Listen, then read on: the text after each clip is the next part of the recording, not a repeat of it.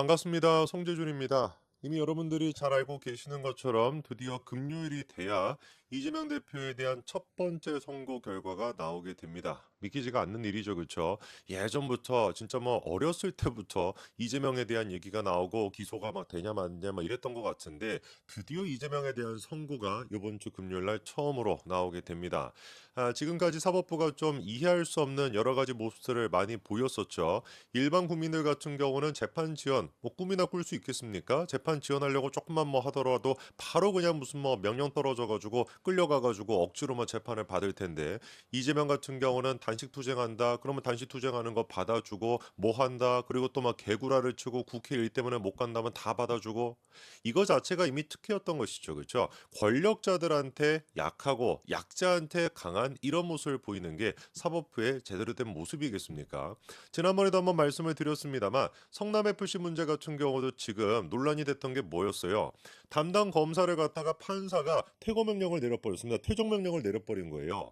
살다 살다가 우리가 변호사, 깽판 치는 변호사를 갖다가 뭐 재판을 방해한다 그래가지고 퇴정 명령 내리는 거는 봤어도 검사를 갖다가 퇴정 명령 내렸다 이런 얘기 들어보신 적이 있습니까? 당연히 들어볼 리가 없죠. 미치지 않고서 이런 결정을 어떻게 내리겠습니까? 이유도 간단한 거예요. 예를 들어가지고 성남FC 사건 같은 경우는 지금 어디서 수사를 하고 있습니까? 성남 지원, 그 수원 거기서 이제 그 하고 있잖아요. 그러면 그거에서 만약에 그 수사를 담당했던 검사가 다른 데로 만약에 인사이동이 됐어요. 뭐 서울로 갔다. 그러면 어떻게 해야 되겠습니까? 내가 사건을 수사한 당사자니까 내가 공판에 참석해가지고 내가 그거에 대해 설명하는 게 맞죠. 새로운 사람이 그거 한다면 또 이거를 뭐 처음부터 다시 봐야 되는데 어떻게 그게 되겠습니까? 그러다 보니까 인사이동이 된 경우에는 직무 대리의 형태로 내가 원래 이제 그 수원지법에 저기 그 성남지청에 있었으니까 성남지청에 직무 대리로 와가지고 공판에 어떤 참석하는 이런 형태로 해왔던 게 지금까지 검찰의 관행이었단 말이에요. 당연한 거겠죠. 그렇죠? 이게 무슨 뭐 불법을 위한 것도 아니고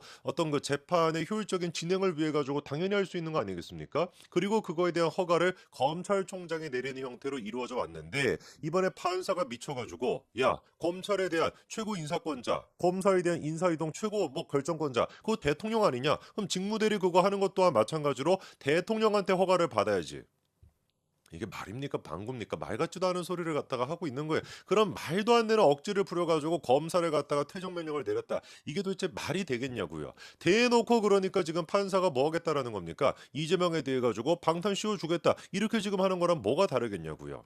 그나마 우리가 믿을 수 있는 게 지금도 일선에서 양심의 목소리를 지키고 있는 개딸을 상대로 해서 이재명 같은 저런 거악을 상대로 해가지고 끝까지 사법부의 양심을 지키시는 분들이 몇 사람이 계시죠. 대표적인 사람이 이제 누가 있겠습니까? 신진호 부장판사가 있죠. 알고 계시는 것처럼 신진호 판사가 맡고 있는 것이 대북 송금과 관련된 문제입니다. 이화영에 대해 가지고 1심 9년 6개월 때려버렸고 조금 있으면 이제 그 항소심 결과도 나오게 될 텐데 뭐 100% 보나 안 보나 뭐 9년 6개월 똑같이 나오겠죠. 그렇죠? 문제가 이제 뭐냐? 이 대북 송금에 대해 가지고 공범이라고 여겨지는 사람이 이재명인데 야, 진짜 이재명 입장에서는 하늘도 무심하시지. 하필이면은 이재명에 대한 담당 판사도 누가 걸린 거예요? 신준호 부장판사가 걸렸죠. 그래가지고 막 겁을 먹어가지고 이재명이가 몇 번에 걸쳐가지고 이 신진호 부장판사를 재판부 기피 신청을 냈지만 그리고 또 무슨 뭐 병합해달라 뭐 서울중앙지법에다가 병합해달라 대장동이랑 병합해달라 별별 진짜 그 꼼수를 다 썼지만 어떻게 했습니까? 조희대 대법원장 체제에서 그게 통할 리가 없죠. 이번에도 마찬가지로 신진호 부장판사가 이 대북 송금 문제에 대해 가지고 쓴소리를 했다라고 합니다. 어떤 얘기를 했는지를 보니까 한마디로 얘기해서 이거예요. 이렇게나 재판이 지연되는 경우는 처음 본다. 그 이재명 케이스처럼 이화영의 케이스처럼 이렇게나 재판이 지연되는 경우는 처음 본다라는 거예요. 아니, 그도 그럴 수밖에 없는 것이 사건이 기소가 됐던 게 지난 6월 달이거든요. 기소가 되고 난 뒤에 5개월 가까이나 시간이 지났음에도 불구하고 세 차례의 공판 준비 기일만 진행이 됐고 정식 재판은 시작도 못했다라는 겁니다. 기소가 되고 난 뒤에 5개월의 시간이 지났음에도 불구하고 정식 재판이 시작이 안 됐다. 이게 말이나 되겠습니까? 물론 이런 말 같지도 않은 일들이 문재인 정부에서는 벌어졌었죠. 판사들이 대놓고 그냥 재판을 갖다 지연하겠다라는 목적으로 그렇게 했었는데 이번 케이스 같은 경우는 왜 재판이 지연이 됐냐? 이유가 간단한 겁니다. 변호인들이 아직까지도 사건 기록을 못 읽었다라는 거예요. 이 말이 되냐고요 도대체. 5개월 가까이나 지금 시간이 지났음에도 불구하고 아직까지도 재판 기록을 못 봤다는 게 말이 됩니까? 첫 번째 공판, 두 번째 공판 때도 판사님께서 이제 그 다 읽어봤냐라고 했을 때 못 읽어봤다라고 했죠. 뭐 첫 번째, 두 번째는 그럴 수 있다라고 쳐요. 세 번째까지도 아직까지도 못 읽어봤다라고 하는 변호사 때려쳐야지 이거 왜 변호사하고 앉아 있습니까? 이번에 그래서 신준우 판사가 하는 얘기가 사건 기록은 어느 정도까지 파악하셨습니까? 라고 변호인이 세명이나 됩니다. 세명이나 물어봤더니만 절반 정도 파악했대요.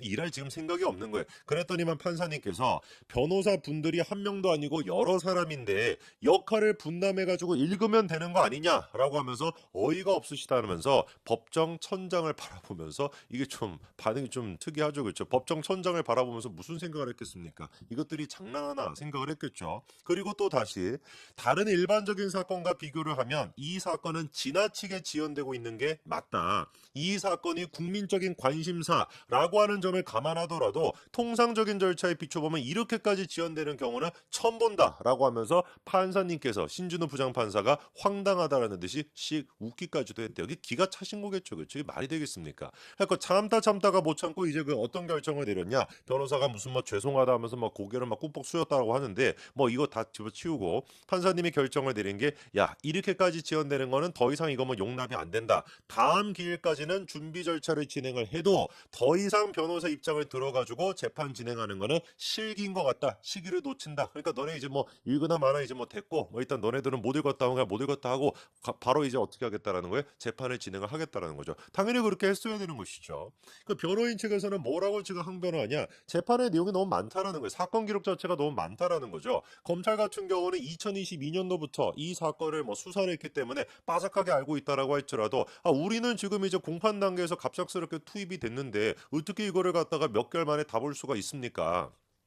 이러면 떼쳐야죠. 이거 왜 하고 있습니까? 변호사를 갖다가 이재명의 변호사다 보니까 뭐 2억으로 퉁쳤나요? 뭐 얼마를 가지고 퉁쳤는지는 모르겠지만 그렇게나 돈을 받아 먹어가지고 3명이나 지금 변호인이 꾸려져 있다라고 한다면 그거 읽으라고 그거 하라고 지들한테 돈을 주는 것인데 뭔 지금 짓거리를 하고 있는 겁니까? 그리고 이 말이 지금 말 같지도 않은 게 뭐냐면 검찰 측에서도 바로 반박을 했던 것이 기소가 된 지 5개월이 됐던 시점이라는 거 아니에요, 지금이. 그런데 2개월이 지나고 나서야 증거 기록 열람을 시작했다라는 겁니다. 그러니까 2개월 동안 뭐 했다는 그냥 놀았다라는 거예요. 어디 가서 무슨 뭐 제사라도 지냈습니까? 2개월 동안 그냥 텅텅 그냥 놀고 있다가 2개월이 지나고 나서야 열람 등사를 시작했다. 이게 무슨 말이겠습니까? 읽어볼 지금 의지가 없다라는 거예요. 그러니까 5개월이 지났음에도 불구하고 반밖에 못 읽었다는 거지. 그럼 3개월 동안 반을 읽었다는 얘기니까 5개월 동안 조금만 빡세게 읽었으면 4개월 만에도 충분히 읽을 수 있었다라는 뜻이잖아요.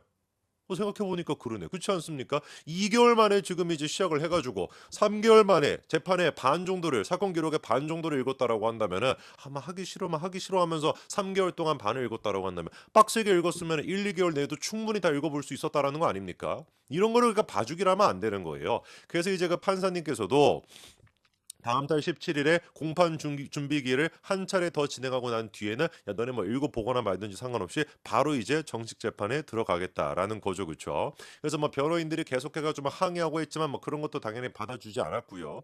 그리고 또 지난번에 이화영이가 재판에 대해 가지고 기피 신청을 또 하지 않았습니까? 기가 막힌 노릇이면 이재명이도 일단 신진우 부장판사에 대한 기피 신청했다가 그거 이제 빠그라졌죠. 그렇죠? 병할 신청했다가 그것도 마찬가지로 빠그라지지 않았습니까? 도대체 얼마나 신진우 부장판사가 무서우면 이거 몇 번째 지금 기피 신청을 하는지 모르겠어요.